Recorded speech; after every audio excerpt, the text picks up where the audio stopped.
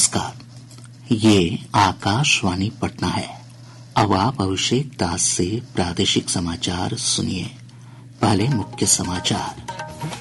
प्रधानमंत्री नरेंद्र मोदी आज राष्ट्रीय रोजगार मेले के तहत 71,000 नवनियुक्त कर्मियों को नियुक्ति पत्र सौंपेंगे। राजधानी पटना समेत देश भर के 45 स्थानों पर आयोजित होगा कार्यक्रम। मुख्यमंत्री नीतीश कुमार आज पश्चिम चंपारण जिले से अपनी प्रगति यात्रा की शुरुआत करेंगे। 780 करोड़ रुपए की विभिन्न योजनाओं का होगा उद्घाटन और शिलान्यास। राज्य सरकार पटना में पिछले दिनों आयोजित Bihar business connect global investor summit के दौरान हुए निवेश समझौतों पर अमल के लिए नोडल अधिकारी की तैनाती करेगी। और महिला कबड्डी विश्व कप 2025 की मेजबानी बिहार को राजगीर खेल अकादमी में मार्च महीने में आयोजित होगी प्रतियोगिता। अब समाचार विस्तार से। प्रधानमंत्री नरेंद्र मोदी आज राष्ट्रीय रोजगार मेले के तहत वीडियो कॉन्फ्रेंस के माध्यम से केंद्र सरकार के विभिन्न विभागों में 71,000 नवनियुक्त कर्मियों को नियुक्ति पत्र वितरित करेंगे। वे इस अवसर पर उपस्थित लोगों को संबोधित भी करेंगे। हमारे संवाददाता ने बताया कि रोजगार मेला देश के 45 स्थानों पर आयोजित किया जाएगा। रोजगार मेले की शुरुआत अक्टूबर 2022 में हुई थी और अब तक राष्ट्रीय स्तर पर 50 शहरों में 13 मेले आयोजित किए जा चुके हैं। इन मेलों में अब तक लाखों युवाओं को नियुक्ति पत्र जारी किए गए हैं, जो विभिन्न सरकारी विभागों और मंत्रालयों में रिक्त पदों को भरने की दिशा में महत्वपूर्ण कदम है। देश भर से चुने गए नव नियुक्त युवाओं को गृह मंत्रालय, डाक विभाग, उच्चतर शिक्षा विभाग, स्वास्थ्य और परिवार कल्याण मंत्रालय तथा वित्तीय सेवाओं जैसे विभाग में नियुक्त किया जाएगा। यह मेला रोजगार सृजन को शीर्ष प्राथमिकता देने की प्रधानमंत्री मोदी की प्रतिबद्धता को पूरा करने की दिशा में एक कदम है। यह रोजगार मेला राष्ट्र निर्माण और स्वरोजगार में युवाओं को भागीदारी का अवसर प्रदान करेगा। दीपेंद्र कुमार, आकाशवाणी समाचार, दिल्ली। इधर केंद्रीय मंत्री राजीव रंजन सिंह उर्फ ललन सिंह पटना के ऊर्जा ऑडिटोरियम में आयोजित कार्यक्रम में चयनित युवाओं को नियुक्ति पत्र सौंपेंगे। वहीं मुजफ्फरपुर के झपहा स्थित सीआरपीएफ के ग्रुप केंद्र में भी रोजगार मेले का आयोजन किया जाएगा। यहां जल शक्ति राज्य मंत्री डॉक्टर राजभूषण चौधरी निषाद मुख्य अतिथि के तौर पर शामिल होंगे। मुख्यमंत्री नीतीश कुमार आज पश्चिम चंपारण जिले से अपनी प्रगति यात्रा की शुरुआत करेंगे। हमारे संवाददाता ने बताया कि मुख्यमंत्री के आगमन को लेकर सभी तैयारियां पूरी कर ली गई हैं। मुख्यमंत्री नीतीश कुमार जिले के बगां 2 प्रखंड के संतपुर सोहरिया पंचायत के थारू टोला घोटवा से अपनी यात्रा की शुरुआत करेंगे। इस दौरान वे राज्य सरकार की विभिन्न योजनाओं की प्रगति की समीक्षा करेंगे और लोगों की राय भी जानेंगे। प्रगति यात्रा के क्रम में श्री कुमार 780 करोड़ रुपए के विभिन्न योजनाओं का उद्घाटन व शिलान्यास करेंगे। वे थारू जनजाति निर्मित उत्पादों को अवलोकन करेंगे। इसके अलावा मुख्यमंत्री जीविका दीदियों से संवाद भी करेंगे। मुख्यमंत्री का शिकारपुर गांव जाने का भी कार्यक्रम है। वे वहां मनरेगा पार्क, तालाब, विवाह उत्सव भवन और पुस्तकालय सहित अन्य स्थलों का निरीक्षण करेंगे। मुख्यमंत्री के साथ जल संसाधन मंत्री विजय कुमार चौधरी समेत राज्य मंत्रिमंडल के कई सदस्य मौजूद रहेंगे। साथ ही विभिन्न विभागों के अपर मुख्य सचिव, प्रधान सचिव और मुख्य सचिव भी इस दौरान उपस्थित रहेंगे। आकाशवाणी समाचार के लिए बेतिया से आशीष कुमार। मुख्यमंत्री नीतीश कुमार की प्रगति यात्रा का पहला चरण 28 दिसंबर तक चलेगा। इस दौरान वे पश्चिम चंपारण, पूर्वी चंपारण, शिवहर, सीतामढ़ी और मुजफ्फरपुर जिले का दौरा करेंगे। जदयू के प्रदेश अध्यक्ष उमेश कुशवाहा ने कहा कि इसका उद्देश्य लोगों को बिहार के विकास के बारे में जानकारी देना है। हम सबों के नेता बराबर मुख्यमंत्री जी क्षेत्र में जाते रहते हैं, यात्रा करते हैं जिला में और सुनते हैं, लोगों की समस्या सुनते हैं। किसी प्रकार की कोई बात होता है उसको सुनते हैं और उसके लिए काम करते हैं। ये तो अच्छी बात है ना।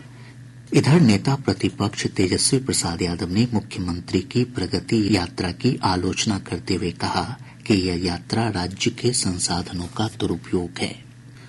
राज्य सरकार पटना में पिछले दिनों आयोजित Bihar business connect global investor summit के दौरान हुए निवेश समझौतों पर अमल के लिए नोडल अधिकारी की तैनाती करेगी। मुख्य सचिव अमृत लाल मीणा ने बताया कि विभिन्न विभागों के बीच समन्वय के लिए प्रत्येक 5 से 10 MOU पर एक नोडल अधिकारी की तैनाती की जाएगी। उन्होंने कहा कि ये अधिकारी निवेश की प्रगति की नियमित समीक्षा करेंगे और विभिन्न विभागों के बीच समन्वय में सहयोग करेंगे।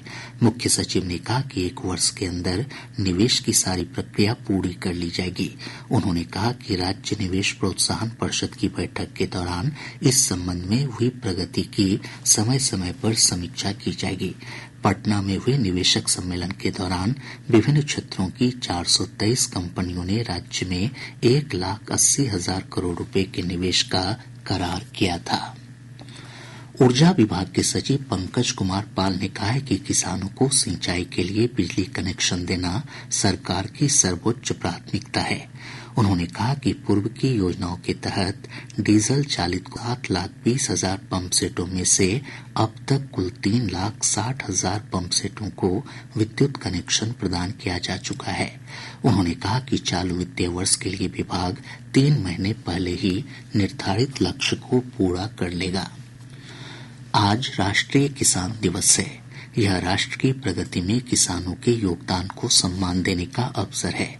यह दिवस पूर्व प्रधानमंत्री भारत रत्न चौधरी चरण सिंह की जयंती के अवसर पर मनाया जाता है। किसानों की महत्वपूर्ण भूमिका को पहचानते हुए केंद्र सरकार ने उनके सामाजिक आर्थिक उत्थान और सतत कृषि विकास सुनिश्चित करने के लिए कई पहल शुरू की है। प्रधानमंत्री किसान सम्मान निधि, प्रधानमंत्री फसल बीमा योजना और प्रधानमंत्री किसान मानधन योजना सहित इन कार्यक्रमों का उद्देश्य किसानों को वित्तीय सुरक्षा और दीर्घकालिक सामाजिक सुरक्षा प्रदान करते हुए उनके जोखिम को कम करना है। प्रादेशिक समाचार आप आकाशवाणी पटना से सुन रहे हैं। ताज़ा समाचारों के लिए आप हमारे एक्स हैंडल AIRnews_पटना पर जा सकते हैं। भाजपा बिहार विधानसभा चुनाव से पहले संगठन को बूथ स्तर तक मजबूत करेगी। साथ ही केंद्र में नरेंद्र मोदी और बिहार में नीतीश कुमार के नेतृत्व वाली सरकार के कामकाज का प्रचार प्रसार करेगी। हरियाणा के सूरजकुंड में कल से शुरू हुई बिहार भाजपा कोर कमेटी की 2 दिवसीय बैठक के पहले दिन इस पर सहमति बनी। पार्टी सूत्रों के अनुसार सरकार द्वारा चलाई जा रही योजनाओं पर आम लोगों से फीडबैक भी लिया जाएगा। बैठक में विधानसभा चुनाव को देखते हुए NDA का साझा कार्यक्रम चलाने के साथ ही अगले 3-4 महीने तक के संभावित कार्यक्रमों पर भी चर्चा हुई। बैठक आज भी जारी रहेगी। इस बैठक में भाजपा के राष्ट्रीय संगठन महामंत्री BL संतोष, बिहार प्रभारी विनोद तावड़े, प्रदेश अध्यक्ष दिलीप जायसवाल, उप मुख्यमंत्री सम्राट चौधरी और विजय कुमार सिन्हा, केंद्रीय मंत्री गिरिराज सिंह तथा नित्यानंद राय समेत कई वरिष्ठ नेता शामिल हो रहे हैं। जदयू का नारी शक्ति रथ और कर्पूरी रथ गांव-गांव में जाकर राज्य सरकार की उपलब्धियों का प्रचार प्रसार करेगा तथा मतदाताओं को जागरूक करेगा। कल पटना प्रदेश कार्यालय से पार्टी के राष्ट्रीय कार्यकारी अध्यक्ष संजय कुमार झा और प्रदेश अध्यक्ष उमेश कुशवाहा ने इन रथों को हरी झंडी दिखाकर रवाना किया। श्री झा ने कहा कि 2 महीने तक ये रथ विभिन्न जिलों का भ्रमण करेंगे और राज्य सरकार की उपलब्धियों को आम लोगों के बीच रखेंगे। बिहार महिला कबड्डी विश्व कप 2025 की मेजबानी करेगा। राजगीर खेल अकादमी के इंडोर हॉल में मार्च महीने में यह प्रतियोगिता आयोजित होगी। बिहार राज्य खेल प्राधिकरण के महानिदेशक रविन्द्रन शंकर ने बताया कि प्रतियोगिता में 14 देश भारत, चीन, जापान, दक्षिण Korea, Nepal, Pakistan, Iran, Indonesia, Sri Lanka, Thailand, Poland, Argentina और दक्षिण अफ्रीका की टीमों के भाग लेने की संभावना है। श्री शंकर ने बताया कि आयोजन के सिलसिले में कल अंतर्राष्ट्रीय कबड्डी फेडरेशन के अध्यक्ष और एशियन कबड्डी फेडरेशन के अध्यक्ष पटना पहुंचे थे। गौरतलब है कि बिहार को दूसरी बार इस प्रतियोगिता की मेजबानी मिली है।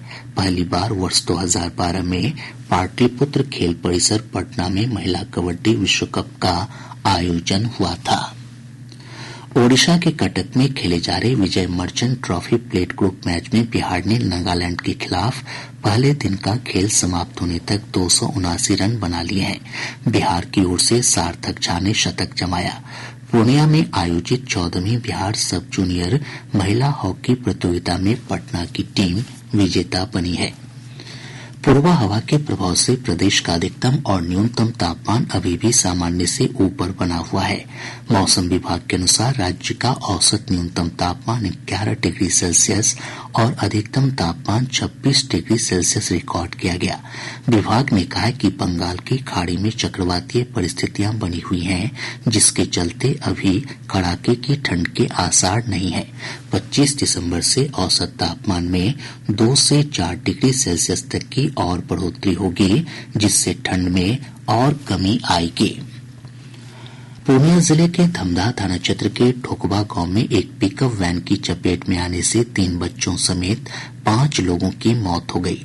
इस हादसे में 7 अन्य घायल हो गए, जिनका इलाज चल रहा है। इधर किशनगंज जिले के बहादुरगंज गुदरी बाजार स्थित एक घर की जर्जर दीवार गिरने से 3 लोगों की मौत हो गई, जबकि 4 अन्य घायल हो गए। दूसरी तरफ बक्सर गंगा पुल पर एक ट्रैक्टर और ट्रक के बीच हुई टक्कर में 3 लोगों की मौत हो गई, जबकि एक गंभीर रूप से घायल हो गया। एक अन्य घटना में कैमूर जिले के दुर्गावती थाना क्षेत्र के कर्णपुरा गांव में एक ट्रेलर की चपेट में आने से मोटरसाइकिल सवार 2 सगे भाइयों की मौत हो गई। पूर्णिया के गुलाबबाग मंडी में पुलिस ने छापेमारी कर 1 करोड़ रुपए मूल्य की चाइनीज लहसुन जब्त की है। पुलिस ने गोदाम को सील कर दिया है। सहरसा साइबर थाने की पुलिस ने गेमिंग ऐप के माध्यम से ठगी करने वाले गिरोह के 3 साइबर अपराधियों को गिरफ्तार किया है। अब पटना से प्रकाशित प्रमुख समाचार पत्रों की सुर्खियां। आज के सभी समाचार पत्रों ने अलग अलग खबरों को प्रमुखता से प्रकाशित किया है। हिन्दुस्तान की सुर्खी है, बिहार में 10 निवेशक पर 1 नोडल अधिकारी तैनात होंगे। निवेशक सम्मेलन में हुए करार को 1 साल में जमीन पर उतारेंगे। दैनिक जागरण ने लिखा है, नीतीश की प्रगति यात्रा आज से पश्चिम चंपारण के थारू टोला से होगी शुरुआत। प्रभात खबर की सुर्खी है, एनटीए पारदर्शी परीक्षा कराने के लिए समन्वय समिति बनी। दैनिक भास्कर ने अपनी विशेष रिपोर्ट में लिखा है, बिजली कंपनियां अब खुद ही दरें घटा बढ़ा सकेंगी। राष्ट्रीय सहारा ने भाजपा नेता और उप मुख्यमंत्री सम्राट चौधरी के हवाले से लिखा है, नीतीश कुमार के नेतृत्व में ही विधानसभा चुनाव लड़ेगा एनडीए। आज अखबार के शब्द हैं, बिहार और बंगाल की पानी में सबसे ज्यादा आर्सेनिक फसलों को कर रहा प्रभावित। और अब अंत में मुख्य समाचार एक बार फिर। प्रधानमंत्री नरेंद्र मोदी आज राष्ट्रीय रोजगार मेले के तहत 71,000 नवनियुक्त कर्मियों को नियुक्ति पत्र सौंपेंगे। राजधानी पटना समेत देश भर के 45 स्थानों पर आयोजित होगा कार्यक्रम। मुख्यमंत्री नीतीश कुमार आज पश्चिम चंपारण जिले से अपनी प्रगति यात्रा की शुरुआत करेंगे। 780 करोड़ रुपए की विभिन्न योजनाओं का होगा उद्घाटन और शिलान्यास। राज्य सरकार पटना में पिछले दिनों आयोजित Bihar business connect global investor summit के दौरान हुए निवेश समझौतों पर अमल के लिए नोडल अधिकारी की तैनाती करेगी। और महिला कबड्डी विश्व कप 2025 की मेजबानी बिहार को राजगीर खेल अकादमी में मार्च महीने में आयोजित होगी प्रतियोगिता। इसके साथ ही आकाशवाणी पटना से प्रसारित प्रादेशिक समाचार का ये अंक समाप्त हुआ। आकाशवाणी पटना से अगला समाचार बुलेटिन दोपहर बाद 3:10 पर प्रसारित किया जाएगा।